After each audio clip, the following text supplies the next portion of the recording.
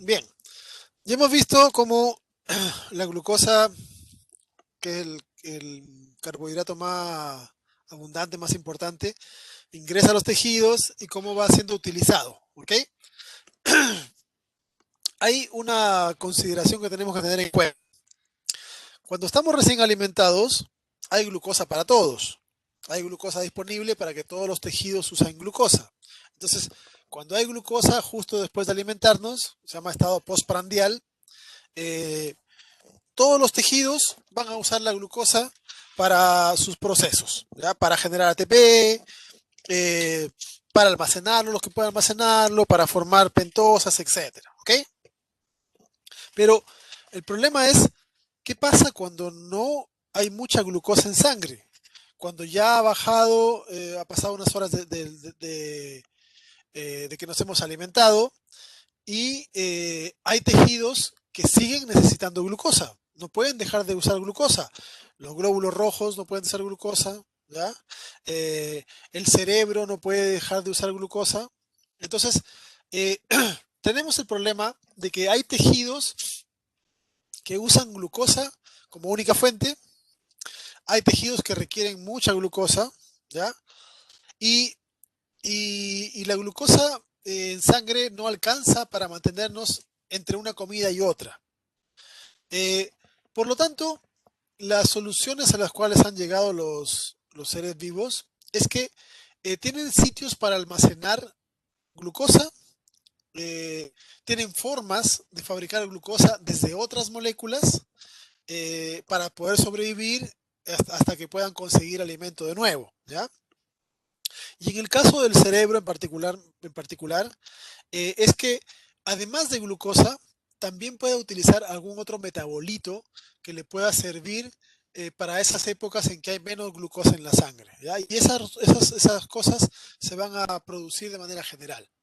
Entonces, ahora vamos a hablar acerca de una ruta que permite al cuerpo sintetizar glucosa desde otras fuentes que no son carbohidratos esencialmente, ¿ya? Esto obviamente para la etapa de ayuno. Eh, uno de los, hay tres, en el caso de los humanos particularmente, hay tres tipos de precursores para la glucosa.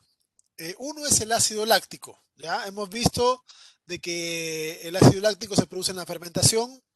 En el músculo, por ejemplo, se produce ácido láctico. En los glóbulos rojos se produce ácido láctico porque no pueden hacer otra cosa, ¿ya? Eh, y en otros tejidos. Entonces, se puede hacer la ruta inversa. De ácido láctico, regresar a piruvato. Y luego de piruvato, regresar hacia glucosa, ¿ya? De glicerol también, del metabolismo de triglicéridos. Los triglicéridos son moléculas que tienen un glicerol, que es un derivado de azúcares de 3 carbonos y 3 ácidos grasos. Con los ácidos grasos se hacen otras cosas. Con el glicerol se puede hacer fabricar glucosa en caso de ayuno, ¿ya? Y también desde algunos aminoácidos, no de todos, pero de algunos aminoácidos se puede generar glucosa en caso de necesidad, ¿ya? Entonces, piensa en esto. El cerebro siempre requiere glucosa. Los glóbulos rojos siempre requieren glucosa. Entonces, hay un tejido que es el hígado, fundamentalmente, que va a encargarse de fabricar glucosa durante la época de ayuno. ¿Ya? Durante todo el ayuno tomará otros tipos de moléculas, estas 3 moléculas, y a partir de estas va a fabricar glucosa. ¿Ya? A esa ruta se le conoce como gluconeogénesis, ¿ok? Gluco de glucosa, neo de nuevas y génesis de formación. Entonces, la gluconeogénesis es la ruta que permite fabricar nuevas glucosas en una forma inversa a la cual ocurre la glicólisis. Como es inversa la glicólisis, tiene cosas que se le parecen. Y de hecho, como habíamos mencionado en la glicólisis, de las 10 enzimas de la glicólisis, habían siete que eran reversibles. Por lo tanto, esas enzimas funcionan en ambas rutas. Funcionan en la glicólisis o en la gliconeogénesis, porque funcionan en ambos sentidos. ¿Ok? Y habían 3 reacciones que no eran que no eran reversibles en la glicólisis y aquí van a ser reemplazadas por 4 reacciones que van a ser específicas de la gluconeogénesis. ¿Ok? Entonces, la gluconeogénesis tiene que ir en el sentido inverso a lo que fue la glicólisis. En la glicólisis nosotros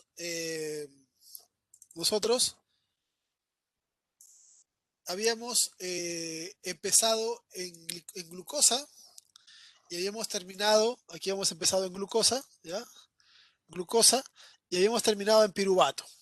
En la glicólisis, fuimos hacia abajo, ¿ya? En una vía oxidativa de degradación. En la gluconeogénesis vamos a hacer lo contrario. Vamos a partir de piruvato y vamos a ir hacia arriba, ¿ya? Entonces, bueno, en la glicólisis una glucosa producía 2 piruvatos, por lo tanto aquí necesitamos 2 piruvatos para producir una glucosa, ¿ya? Hay algunas reacciones que eran irreversibles. Por ejemplo, la última reacción de fosfonilpiruvato a piruvato en glicólisis era irreversible. El paso 3 de fructosa 1,6-bifosfato era irreversible. Y el paso 1 era irreversible. Entonces, aquí en la glicólisis habían 3 reacciones que funcionaban en una sola dirección. Todas las demás funcionaban en ambas direcciones, ¿ya? Entonces, en la gluconeogénesis tenemos que usar enzimas diferentes, ¿ya? Enzimas diferentes para pasar de piruvato a fosfonilpiruvato, una enzima diferente para pasar de fructosa 1,6-bifosfato a fructosa 6-fosfato, y aquí para cortar el último fosfato de la glucosa 6-fosfato, ¿ya? Entonces, tenemos aquí diferencias. Las enzimas diferentes, estas 3 son las enzimas de la glicólisis que les pedí que recuerden: hexoquinasa, fosfofructoquinasa 1 y piruvato-quinasa. Y en la gluconeogénesis se utilizan estas enzimas que harían las reacciones inversas, ¿ya?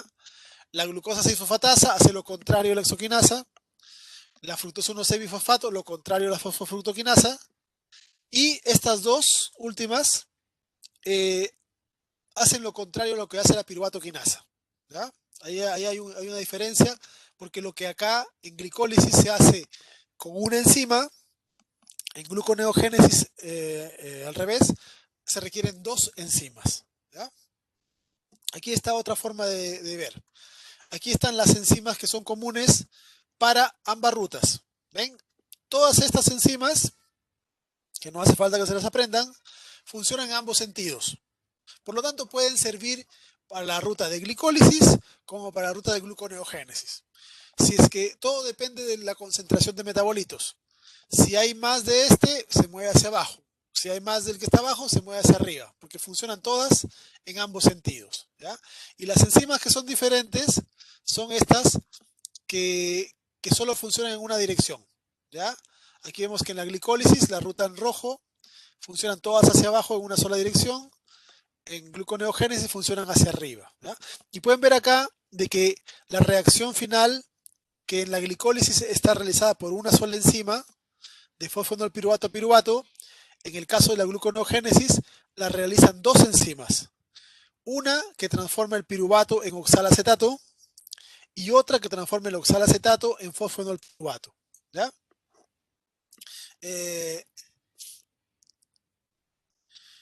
Otra cosa que es interesante que hay que destacar de la gluconeogénesis es que, a diferencia de la glicólisis, donde todas las enzimas funcionaban en el citosol, para el caso de la gluconeogénesis hay algunos pasos que ocurren en la mitocondria y otros que ocurren en el retículo endoplásmico, ¿ya? En la glicólisis todo era en el citosol, las 10 reacciones en el citosol. En el caso de la gluconeogénesis, aquí las primeras 2 reacciones, ¿ya?, que son el paso de piruvato hasta fosfonilpiruvato, puede ocurrir alguna de ellas o las 2 en la mitocondria, ¿ok? Y el último paso, que es el paso de glucosa fosfato a glucosa, antes de que salga de la célula, ocurre en el retículo. La separación de compartimentos es importante porque permite regular la ruta. ¿Ok? Porque permite, por ejemplo, imagínense este caso. Imagínense que las dos enzimas acá, que regulan el primer paso de la glicólisis, funcionasen en el citosol. Entonces, aquí tendríamos de que la hexoquinasa fosforila y la otra enzima desfosforila. Una fosforila y la otra estaría desfosforilando. Y sería una ruta inútil. ¿Ya? Entonces, para que no ocurran esos cambios, una fosforila en el citosol y la otra funciona en el retículo. ¿Ya? Entonces, si la célula quiere funcionar en un sentido, mantiene activo el citosol. Si quiere funcionar en el otro, tendrá que tener activo la enzima que está en el retículo. ¿Ya? ¿Por qué se usa la mitocondria del retículo? Esencialmente por esas razones. Por ejemplo, en el caso de la última reacción, aquí tenemos de que del paso de piruvato a fosfonilpiruvato implica gasto energético, ¿ya? Por lo tanto, aquí en la mitocondria hay más energía, hay más NAD, etcétera, y tiene una ventaja utilizar o hacer esa transformación en la mitocondria. En el retículo, ya les expliqué, por la sencilla razón que el, el tener una enzima en un lugar diferente permite que no interfieran una ruta metabólica con otra. ¿Ya? Otra cosa que también es importante, voy a mostrarla acá. En la glicólisis habíamos visto de que se gastaban 2 ATPs y después se ganaban 4 ATPs. ¿Ya? Se ganaban 4 ATPs. ¿Ok? En la gluconeogénesis, aquí se gasta ATP, 2 ATPs, aquí se gasta GTP, 2 GTPs, y por aquí se va a gastar además, ¿dónde está? 2 ATPs más. ¿Ya? Entonces, tenemos nosotros de que hay 3 etapas donde se gastan ATPs. ¿Ok? Y en ninguna etapa se gana. Porque aquí, en estos últimos pasos, solo se corta el fosfato, solo se corta, no se recupera hacia fosfato. Lo que significa que en términos generales, la glicólisis es una ruta que gasta mucha energía, porque gasta 6 ATPs, o sea, gasta 4 ATPs y 2 GTPs, pero en términos prácticos estos son como lo mismo. ¿Ya? Entonces, en términos prácticos, tenemos de que la gluconeogénesis es una ruta muy gastadora, porque por cada glucosa que va a formarse, que va a fabricarse, ensamblarse de nuevo, estamos gastando 6 ATPs. ¿Ok? Y eso nos lleva a hablar acerca de otra ruta de los azúcares, que es el ciclo de Cori. El ciclo de Cori es un proceso que ocurre cuando uno hace ejercicio. ¿Ya? Cuando uno hace ejercicio, la cantidad de energía que gasta el músculo es extraordinariamente grande. ¿Ya? Media hora de ejercicio puede equivaler al gasto energético de todo el resto del día. ¿Ya? Es una barbaridad lo que se gasta el músculo cuando hace ejercicio. Por lo tanto, si el músculo dependiese para moverse solo de las reservas que tiene, porque tiene reservas de azúcares, reservas de grasa, si solo dependiese de eso, no podríamos hacer ejercicio más allá de unos 10 minutos, 15 minutos tal vez. ¿Ok? Entonces, el músculo necesita que mientras estamos ejercitándonos, recibir aportes de energía que le envían otros órganos. ¿Qué órganos le envían energía? El hígado le envía, a veces el riñón, pero casi no. Los adipocitos le envían grandes cantidades de grasa al músculo durante el ejercicio. Y el hígado le envía glucosa y también le envía cuerpos cetónicos, ¿ya? Que son unas moléculas que vamos a ver también derivadas de lípidos. ¿Ya? Entonces, el músculo necesita energía, que le llegue energía. O sea, el hígado le envía a través de la sangre. El hígado saca la sangre glucosa que va al músculo. El adipocito saca la sangre lípidos que van al músculo. ¿Ya? Pero necesita que le envíen cosas. Ahora, durante el ejercicio, el músculo está degradando glucosa. ¿Ok? ¿Qué hace con la glucosa? Hace glicólisis. Entonces, aquí tenemos glucosa que llega al músculo y hace glicólisis. Las 10 reacciones. ¿Qué obtiene el músculo con eso? Esencialmente ATP. ¿Ya? Esencialmente ATP. Con el piruvato, el músculo puede hacer fermentación o puede hacer respiración celular. ¿Ok? O puede hacer respiración celular. Pero cuando el músculo está haciendo ejercicio, recuerden, desde las grasas están llegando ácidos grasos. ¿Ya? Ácidos grasos. Y los ácidos grasos van a ser utilizados en gran cantidad en el músculo para hacer respiración celular. Entonces, las mitocondrias están ocupadas degradando grasas y esta ruta se bloquea.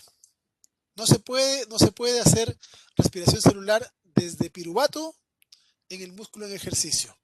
¿Ok? Entonces, ¿qué es lo que le queda al músculo? Hacer fermentación. ¿Ya? ¿Por qué tiene que hacer fermentación? Para poder reciclar el NAD. ¿Ya? Para poder reciclar el NAD. Y, consecuentemente, como hace fermentación, produce ácido láctico.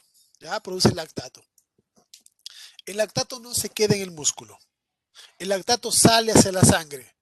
Y por la sangre que se va a mover por el cuerpo, llega al hígado. Entonces, en el hígado, el lactato va a ingresar. El lactato ingresa. ¿Y qué es lo que hace el hígado? Hace fermentación inversa. Toma el lactato y lo transforma en piruvato. ¿Ya? Lo transforma en piruvato. Y después, con el piruvato, hace gluconeogénesis. O sea, transforma esos por cada dos piruvatos, una ruta inversa para fabricar glucosa. ¿Okay? ¿Por qué hace esto el hígado? Porque tiene que enviar esa glucosa hacia el músculo vía sangre. ¿Ok? Ahora, este ciclo es un ciclo deficiente. ¿Por qué razón? En el músculo, la glucosa le va a permitir, a través de la glicólisis, producir 2 ATPs. 2 ATPs. Sin embargo, en el hígado, con los dos lactatos que van a provenir de la glucosa, que son reciclados, se va a consumir 6 ATPs. 6 ATPs, ¿ok? Entonces, aquí vemos de que hay una diferencia de menos 4 ATPs, ¿ok? En cada ciclo que está haciendo esto, se están desperdiciando 4 ATPs. Es como si fuese más o menos el gasto involucrado en el transporte, ¿ya? Entonces, la ruta de gluconeogénesis es una ruta que gasta mucho más de lo que se obtiene con la glicólisis. No son rutas equivalentes energéticamente, ¿ya? Energéticamente, la glucosa apenas produce 2 ATPs, mientras que para fabricar cada glucosa se gastan 6, ¿ok? Por esa razón es que uno no puede hacer ejercicio eh, permanentemente. Llega un momento en que se agota, porque las reservas que van a llegar al músculo se van a agotar. Cuando el hígado tenga pocas reservas, porque el hígado, ¿de dónde saca ATP? De la degradación de grasas, ¿ya? De la degradación de grasas y de otras moléculas que hacen también respiración y ahí produce esta energía para poder mantener la gluconeogénesis, ¿ya? Pero, pero esta es una ruta que, como pueden ver, es desbalanceada energéticamente, implica un gasto grande de energía, ¿ya? Y por esa razón es que uno tampoco no puede estar haciendo todo el día ejercicio. Hay un límite que tiene que ver con el hecho de que se está siempre gastando más ATP del que se recupera en el músculo cuando se hace glicólisis, ¿ya? Este es el ciclo de Cori y, como les decía, funciona esencialmente cuando uno va a hacer ejercicio, ¿ya? Una regulación entre hígado y músculo. Ahora, la gliconeogénesis es una ruta que ocurre esencialmente en el hígado, ¿ya? Eh, y bajo condiciones de ayuno prolongado, también puede ocurrir en el riñón, ¿ok? Cuando uno pasa un par de días o más de 2 días ya en ayuno, el riñón también empieza a hacer gluconeogénesis para aumentar los niveles de glucosa en sangre, ¿ya? Eh, entonces, eso significa de que en nuestro hígado eh, pueden ocurrir las dos rutas, ¿ya? En nuestro hígado puede estar consumiendo glucosa, ¿ya? Haciendo glicólisis, o nuestro hígado puede estar fabricando glucosa. Y eso lo hace bajo diferentes condiciones. Cuando hay mucha glucosa en sangre, cuando nos hemos alimentado, el hígado hace glicólisis. Cuando hay poca glucosa en sangre, el hígado tiene que fabricar glucosa para enviarla hacia la sangre para mantener a los tejidos. ¿Ok? Entonces, eh, como tenemos las dos rutas que funcionan en el hígado, eh, y como tenemos además que las dos rutas tienen gastos diferentes, porque recuerden, una ruta gasta 6 fosfatos, 6 ATPs, y la otra solo produce 2, no pueden funcionar al mismo tiempo. ¿Ya? En el hígado jamás vamos a encontrar de que ocurre la glicólisis y la gluconeogénesis simultáneamente. O se hace una o se hace la otra. ¿Ya? Y para poder hacer eso, las enzimas que regulan el proceso tienen que estar estrictamente reguladas. ¿Ya? La principal forma de regulación son, son a través de los metabolitos energéticos. ¿Ya? Ya les decía hace rato, ¿cómo se regula la glicólisis? Los elementos que me indican que hay poca energía estimulan la glicólisis. Los elementos que me indican que hay mucha energía van a bloquear la glicólisis. ¿Ya? Y aquí ocurre lo contrario. ¿Ven? Los elementos que van a estimular la glicólisis, van a inhibir la gluconeogénesis. ¿Ven? Aquí tienen, la fructosa 2,6-bifosfato estimula la glicólisis. Esta misma molécula bloquea la gluconeogénesis. El AMP estimula la glicólisis. El AMP bloquea la gluconeogénesis. Y lo contrario, el citrato bloquea la glicólisis, estimula la gluconeogénesis. ¿Ya? Entonces, la regulación es paralela. Cuando la célula necesita entrar en un estado, bloquea automáticamente la otra ruta. Porque recuerden, si las dos rutas estuviesen funcionando al mismo tiempo, lo que tendríamos en el hígado es que glucosas se transformarían en piruvatos y piruvatos regresarían a glucosa. Habría un círculo vicioso, que lo único que estaría haciendo es perder ATP, perder ATP, perder ATP. ¿Ok? Para evitar eso, es que las enzimas son reguladas por los mismos metabolitos. Lo que estimula a un lado, inhibe el otro lado. ¿Ya? Hay otra cosa que también genera inhibición de la gluconeogénesis y es el consumo de alcohol. ¿Ya? Es interesante esto. Alguien va a trabajar en un seminario de esto, lo va a explicar con más detalle seguramente. Pero el proceso de, de gluconeogénesis implica el hecho de que se necesita NAD+, porque es un proceso reductivo. ¿Ya? Eh, el alcohol, cuando se va a procesar, el alcohol se va a transformar hasta acetato a través de dos enzimas. Hay varias formas, pero esas son las más comunes. ¿Ya? La alcohol deshidrogenasa transforma el alcohol en acetaldehído y la aldehído deshidrogenasa transforma el acetaldehído en acetato. Y en ambos pasos se requiere NAD. ¿Ok? Se requiere NAD. Entonces, en el hígado hay una competencia, porque la gluconeogénesis también necesita NAD. ¿Ya? Entonces, cuando se quiere fabricar glucosa a través de la gluconeogénesis, yo necesito NAD si es que viene de lactato. Necesito NAD si viene de glicerol. Estos son los sustratos para gluconeogénesis. ¿Ya? Si viene de aminoácidos, también necesito NAD. ¿Ok? Entonces, en el hígado se genera una competencia.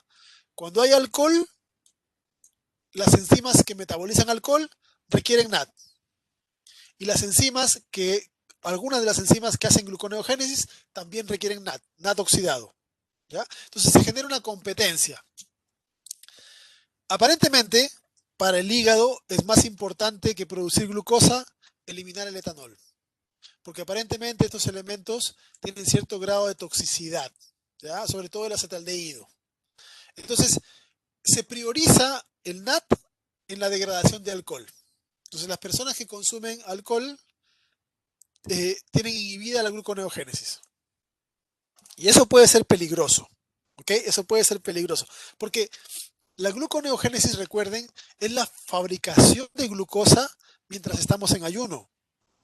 Entonces, hay tejidos que necesitan azúcar. Nuestros glóbulos rojos, las neuronas necesitan glucosa, ¿ya? Entonces, si nuestro hígado está produciendo menos glucosa de lo normal, tenemos una hipoglicemia, ¿ya? Tenemos una hipoglicemia. Y eso puede generar consecuencias desde leves hasta severas en los tejidos, ¿ya? Eh, otra ruta diferente que es importante que también la conozcan es con respecto a lo que es el almacenamiento. Eh, Peor tomar alcohol en ayuno. Sí, porque en ayuno estamos en plena gluconeogénesis. Entonces, si uno consume alcohol, va a bloquearse la gluconeogénesis, ¿ya? Y va a tener una disminución en la cantidad de glucosa. Por ejemplo, es frecuente en la cultura etílica saber de que una persona, si no ha comido bien, el alcohol le afecta más rápido, ¿ya? Tiene que ver con el hecho de que si una persona no ha consumido, no ha consumido comida pronto, hace poco, eh, al bloquearse la gluconeogénesis le llega menos azúcar al cerebro y también es una de las formas en las cuales se genera los efectos del alcohol, ¿ya? Se marea más rápido. Es fascinante todo lo que hace el metabolismo del alcohol, al que el grupo que le toque se va a sorprender harto, ¿ya? Esta es una de las cosas que realiza.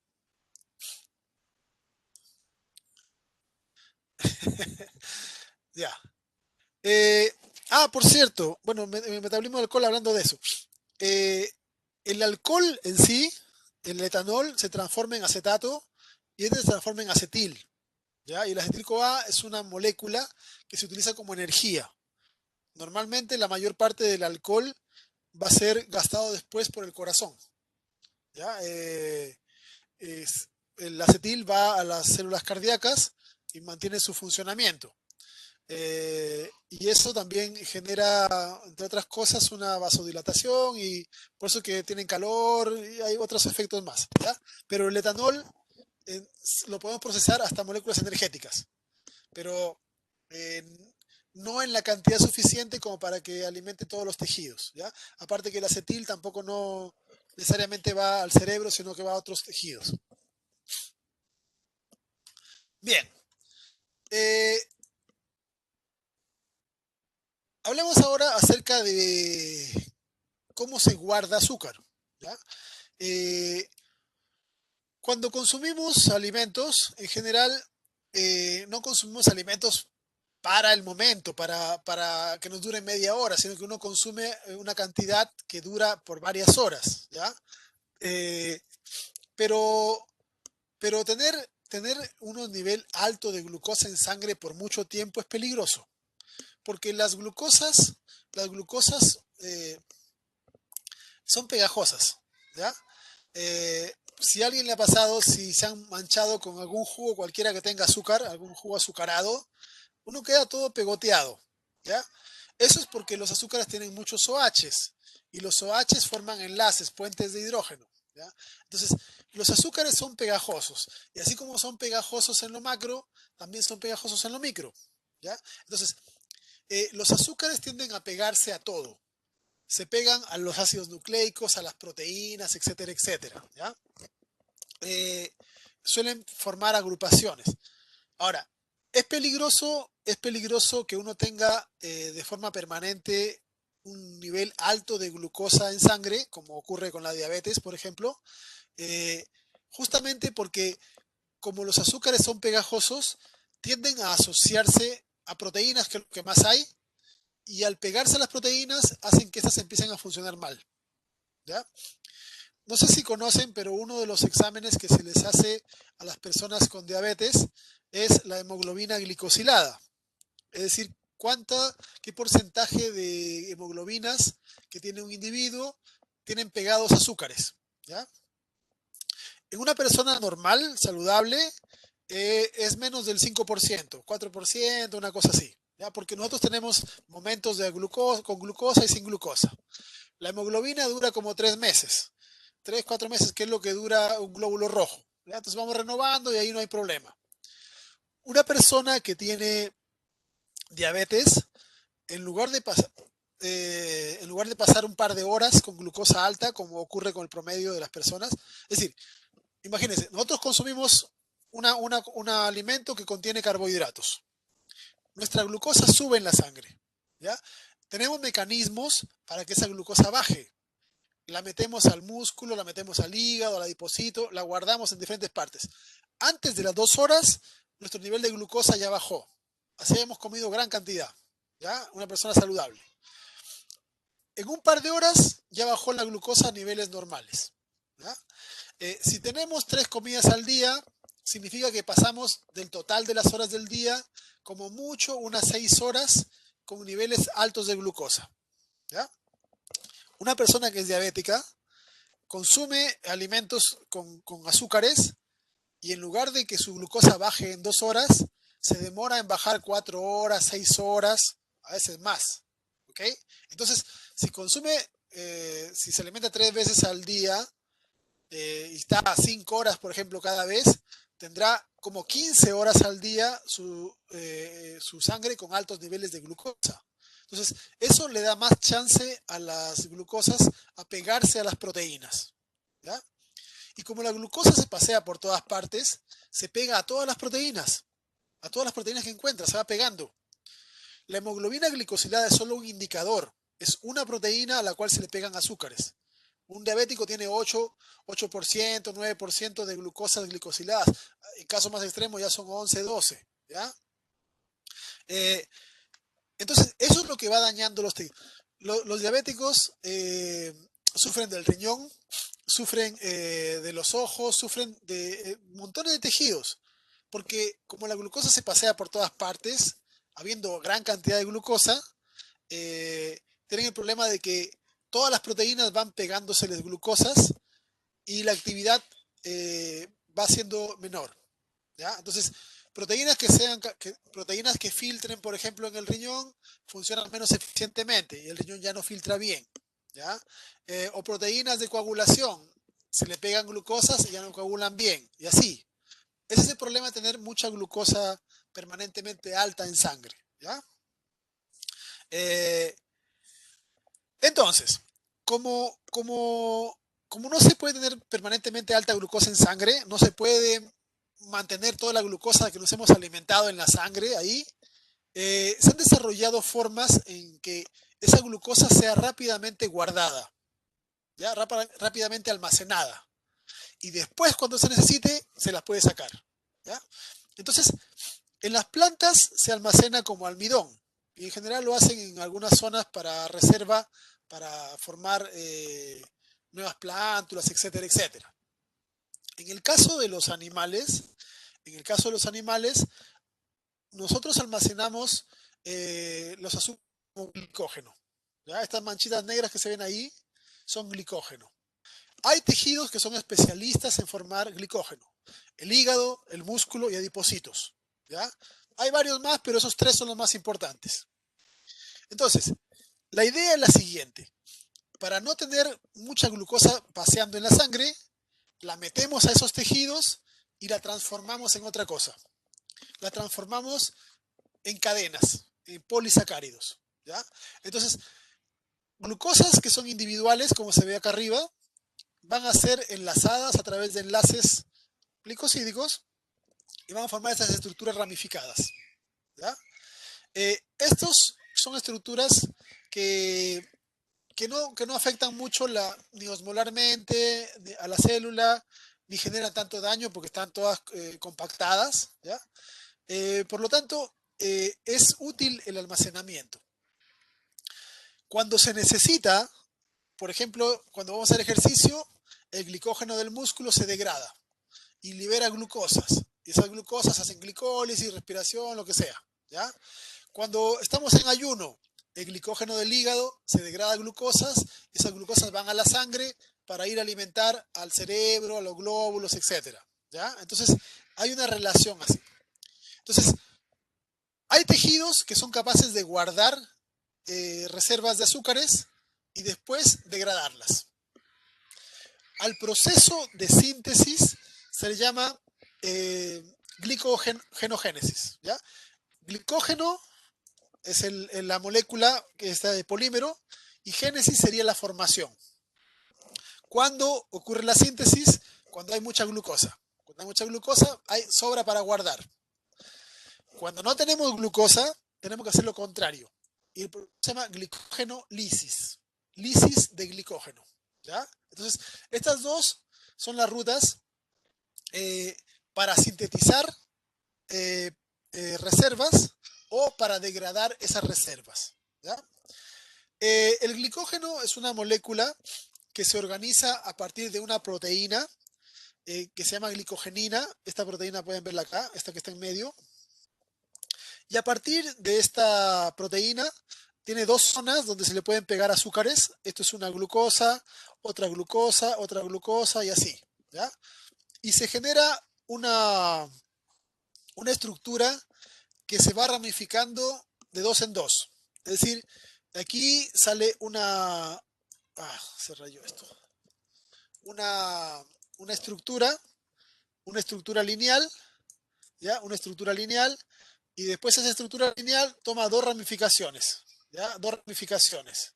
Y después cada ramificación genera dos ramificaciones más, y después cada ramificación dos más, y así, ¿ya? De este otro lado también, una rama, y luego esa rama genera dos ramificaciones, ¿ya? Y esa ramificación dos más, dos más, dos más, y así. Y se genera una pelotita de azúcares. ¿Ya? Cada una de estas vendría a ser una glucosa. Una glucosa. ¿Ya? Entonces, un glicógeno es una molécula que se organiza alrededor de una proteína, pero que tiene cientos de glucosas. ¿Ok? Eh, la forma en la cual se sintetiza el glicógeno es una ruta que se deriva de la glicólisis. Porque a partir de la glucosa 6-fosfato podemos nosotros generar la ruta de la gluconeogénesis. ¿Ya? Aquí podemos ver ustedes, el primer paso cuando una glucosa entra a la célula era fosforilarla, de glucosa a glucosa 6-fosfato. Este paso es el paso 1 de la glicólisis que hemos visto. Gastamos un ATP y le ponemos un fosfato en el carbono 6, glucosa 6-fosfato. En el caso de la glicólisis, de aquí nosotros íbamos a transformarla en fructosa 6-fosfato y luego seguíamos la ruta de la glicólisis. ¿Ya? Pero en el caso de la glicógenogénesis, tomamos otra opción. ¿Ya? Esta enzima, la primera enzima, la fosfoglucomutasa, le cambia la posición al fósforo. Estaba en la posición 6, lo pasa a la posición 1 y se forma glucosa 1-fosfato. ¿Ya? Son tres enzimas aparte de la exoquinasa. ¿Ya? Aparte de la exoquinasa. Tres enzimas aparte de la exoquinasa. La segunda enzima es la UDP glucosa pirofosforilasa. Y esta enzima lo que hace es hacer una conversión. Utiliza en este caso un UTP, que sería una molécula energética, ¿ya? Uracilo trifosfato, un equivalente al ATP. Y de aquí va a tomar, va a hacer un corte acá, y el azúcar se queda unido con el UDP. ¿Ya? Se cortan dos fósforos, se libera el pirofosfato. Como ya tenía un fósforo, aquí le pegamos esto. ¿Ya? Pero como tiene un fósforo extra acá, todo es UDP. Entonces la molécula resultante es UDP glucosa. ¿Ya?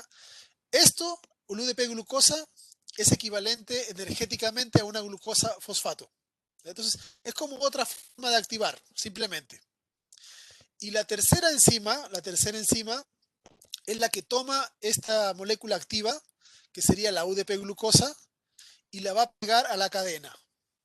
Esto que está acá, estas dos, vendrían a ser parte de la reacción. Por ejemplo, aquí estaría la proteína, la glicogenina, y aquí va a ir creciendo la cadena. Entonces, la glucógeno sintetasa es la que hace el corte acá y pega el azúcar a la anterior.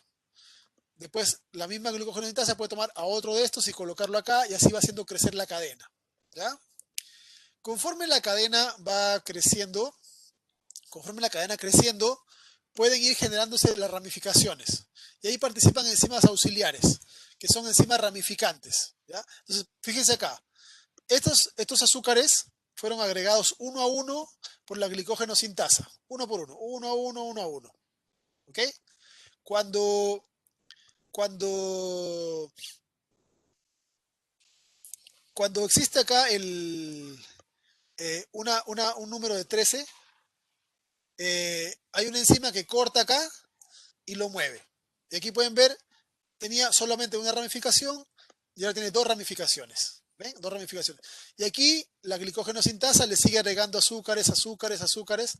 Cuando llega otra vez a un número grande, lo corta y genera más ramitas, y así va haciendo crecer la, la estructura de esta molécula, del glicógeno. ¿Ya? Ya. Acabo de ver la hora.